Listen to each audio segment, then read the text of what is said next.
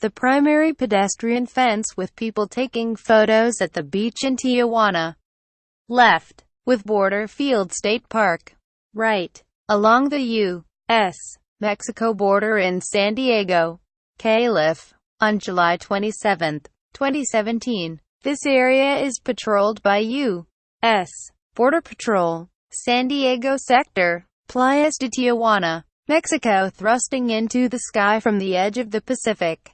Tijuana's lighthouse, or faro, sends out a beacon where the northwestern nook of Latin America edges against the southwestern tip of the United States. A coastal esplanade south of the fence marking the international boundary is both a beachy hangout and a hub for border artists and activists, yoga aficionados and bemused tourists snapping selfies.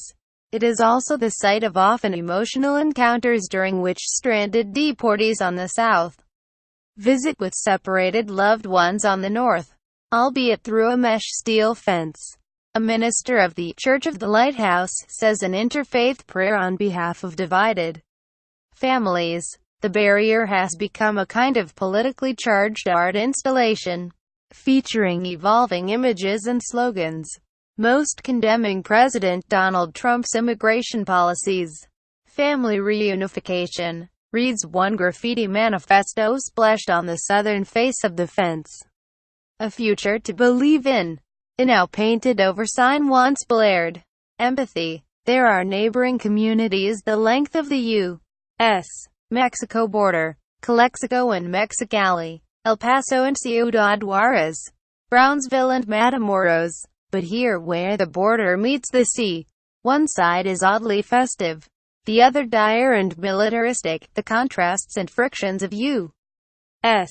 Mexico relations summed up on a beach. Summer days in the neighborhood known as Playas de Tijuana bring a vigorous coastal tableau. Wandering musicians, families with towels and umbrellas, kids rollicking in the surf, vendors hawk ice cream, cafes serve cerveza and mariscos, beer and shellfish, and the scent of carne asada wafts through the breeze. A nearby gated community is home to opulent coastal mansions, including a Moorish-themed home said to belong to the family of superstar Juan Gabriel, the recently deceased Mexican singer and songwriter. From a hilltop across the divide in the United States, where a pair of World War II-era bunkers still dot the landscape, the stolid circle of Tijuana's beachside bullring stands in shadowy contrast to stadium-style lights meant to deter illegal entrance.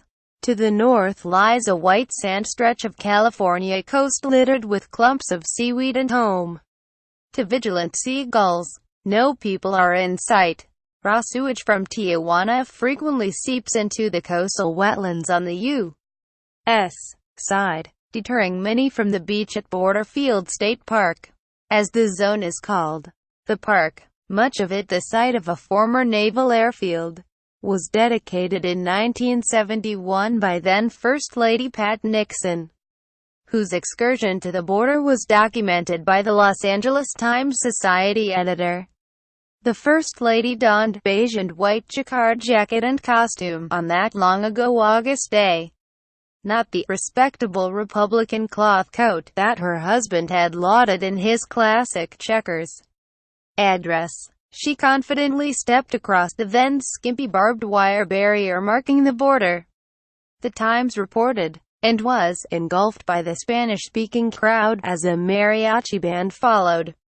The First Lady vowed to return someday to try surfing, and declared, "I hate to see a fence anywhere."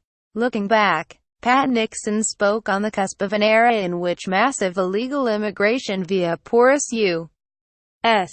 Mexico border would help spur a demographic and political transformation in California and beyond.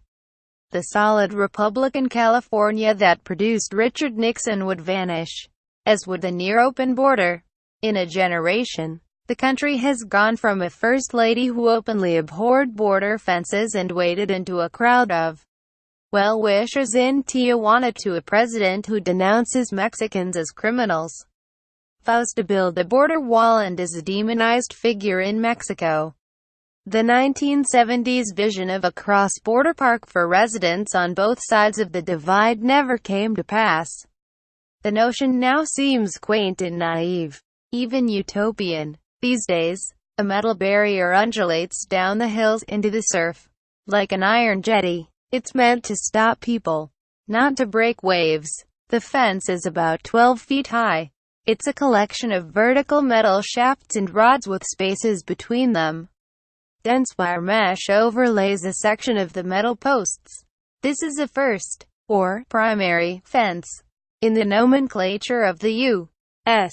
Border Patrol, which guards these precincts. Just to the north is the taller, secondary, fence.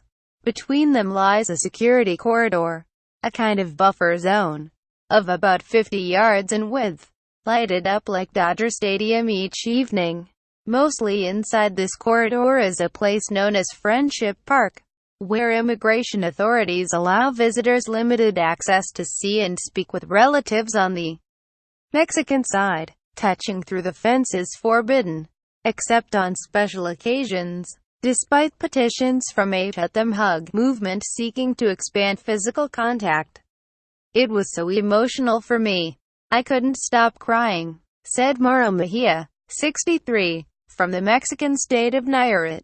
He was recalling his first meeting in more than 2 decades with his son, Ricardo Mejia, 44, a resident of Riverside, Calif. The mustachioed father, his face lined like a well-worn baseball glove, was on the southern flank, the son on the north. The son, like others, could jeopardize his temporary legal status if he entered Mexico. The relatives conversed through the fence, raising their voices. Those on the U.S. side have to keep their distance from the barrier. A Border Patrol agent monitored goings-on at the threshold. Also visiting on Mexican turf was Ricardo Mejia's mother, brother and fiancé, Keila Vasquez, who proudly displayed her U.S. citizenship certificate, recently acquired. She is one of the multitudes who entered the United States via the border in the old days, and eventually obtained legal status. It was so much different then, she recalled, gathered with her future in-laws along the fence on the Mexican side, not far from a marble obelisk. The obelisk is the first of 258 boundary monuments that trace their origins to the Treaty of Guadalupe Hidalgo of 1848, which ended the Mexican-American War and saw Mexico lose much of its territory. These days, some would-be border crossers attempt to swim around the fence, diving into the frothy surf at low tide. Others use jet skis or fishing boats turned smuggling craft known as pangas. Others still endeavor to traverse the double fencing. The first barrier is easy enough. A small step ladder or a friend provides a boost. Bystanders watch these attempts with curiosity, but generally no one on Mexican soil interferes with the time-honored tradition. The second fence, about 15 feet high, poses a much greater challenge. On a recent evening, a Mexican man in shorts, sunglasses and a straw hat was almost atop the second fence when a U.S. Border Patrol agent, Eduardo Olmos, spotted him and ordered him to descend. The man complied, slowly climbing down and submitting to arrest. Earlier, Olmos had been inspecting the fringes of the secondary fence, a place where jackrabbits and ground squirrels scamper about in the darkness. Combing through the brush, he found a stash of border-jumping paraphernalia, bottles of water and juice.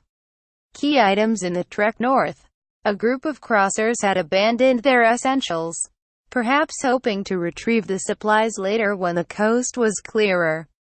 Found with the liquids was a curious sartorial appendage, booties.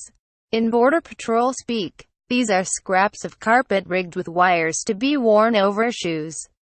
The rough-hewn sandals look like something Otzi, the famed Iceman found in the Alps, may have worn trudging through the mountains all those millenniums ago. Booties have a purpose: to scrub shoe prints in the sandy soil and foil Border Patrol trackers, who are trained in the venerable art of sign cutting, or following trails. It's not all high-tech out here. Despite the plethora of ground sensors, night vision scopes and other contraptions employed against line jumpers, even today, Border Patrol agents on horseback comb the hills and flatlands. As evening approaches, activity seems to pick up on the Mexican side of the beach. People come to watch the sunset. A post-dusk sky casts a purplish glow on a becalmed Pacific. Someone among the crowd is surely biding time, waiting for the right moment to scale the barriers and make a run to the north in the place where two nations and cultures meet. Visit the Los Angeles Times at www.latimes.com.